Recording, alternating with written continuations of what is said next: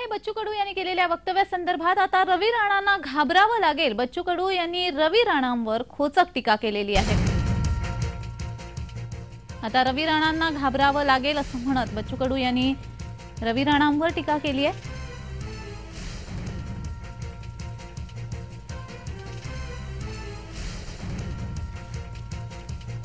घटक म्हणून आम्ही काम करू आणि जे लोक जे काही इंडियामध्ये राहून जेव्हा दिवा विझतो तेव्हा तो फळफळतो अशा प्रकारची परिस्थिती ज्या लोकांची आहे, जे खऱ्या अर्थानं एनडीएमध्ये राहून फळफळ करत आहे, ते सगळे लोक आपल्याला एनडीएच्या घटक पक्षासोबत एका मंचावर दिसतील। नवनीत राणाचा प्रचार करतात। नवनीत राणाचा प्रचार विरोधकांना करावा, एका मंचावर बसून ते प्रचार करतील। मग आम्ही सांगितलं, शिंदे साहेब फडणवीस साहेबांपेक्षा आम्ही यांना खूप घबरावतो।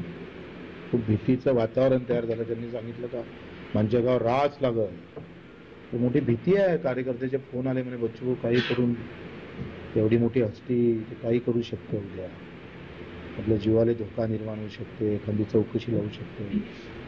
ते देवेंद्रजीला भेटून आल्यानंतर ते बिलकुल सुटसुळा असे जोरजोरानं बोलतात। त्याच्या नावाला भीती आहे, घबरावलेलं आम्ही। म्हणजे आमची इच्छा जरी नसली तरी आम्हाला मंचकावर जावं लागेल, प्रचार करावा लागेल।